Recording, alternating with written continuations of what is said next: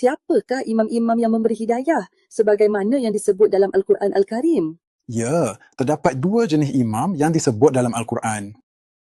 Satunya ialah imam yang menyeru ke neraka.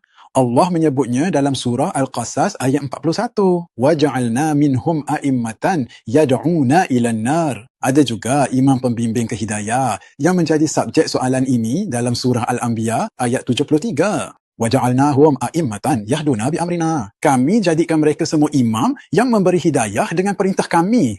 Yang dimaksudkan dengan mereka semua ialah seluruh Nabi. Semua Nabi ialah imam yang memberi hidayah. Namun, ketika ketiadaan Nabi, Allah memilih seorang wali Rasul sebagai wakil imam zaman.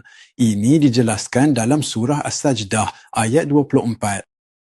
وَجَعَلْنَا مِنْهُمْ أَئِمَّةً يَهْدُونَ بِأَمْرِنَا لَمَّا صَبَرُوا وَكَانُوا بِآيَاتِنَا يُوقِنُونَ. Kami jadikan mereka imam yang memberi petunjuk dengan perintah kami.